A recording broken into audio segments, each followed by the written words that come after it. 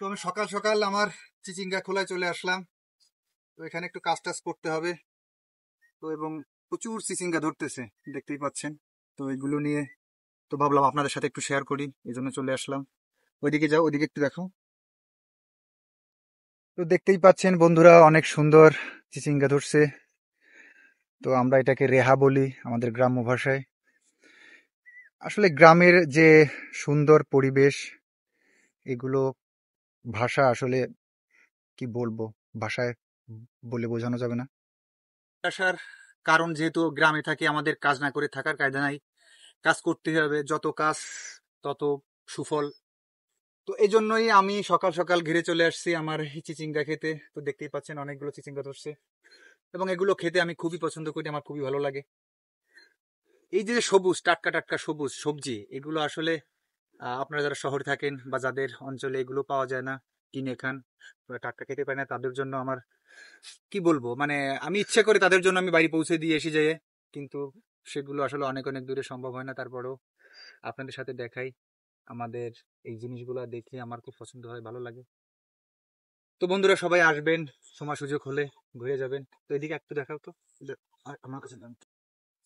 আমাদের দেশাত্মবোধক একটা গান আছে, হায় রে আমার মন মাতানো দেশ, হায় রে আমার সোনা ভোলা মাটি, রূপ দেখে তোর কেন আমার পরাণ ভরে না, তোরে এত ভালোবাসি তবু পরাণ ভরে না।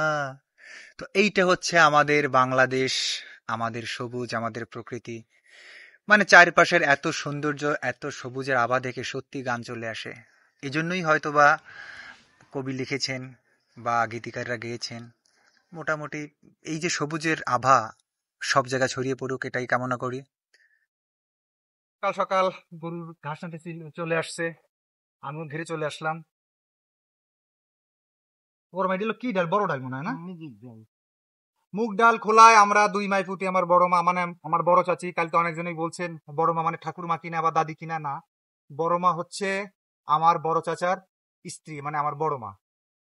তো দেখতেই পাচ্ছেন বড় মা অলরেডি গরুর জন্য ঘাস কাটতেছে। তো আমাদের অনেক কাজ আছে, চলো। তো বন্ধুরা, কুমড়োর ভিডিও তো দিয়েছিলাম, তো কুমড়ো গুলো এখন পাড়া হয়ে গেছে, মানে ছেঁড়া হয়ে গেছে, তুলে টুলে এখন বাড়ির উপর রাখা হয়েছে, এগুলো আস্তে আস্তে বাড়িতে নিতে হবে।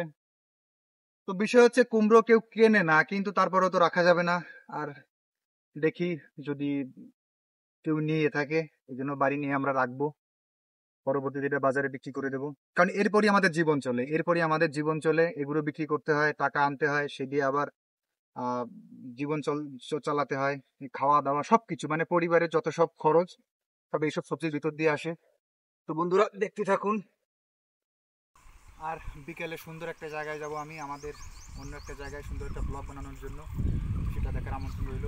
সবাইকে অসংখ্য অসংখ্য ধন্যবাদ, ভালো থাকবেন।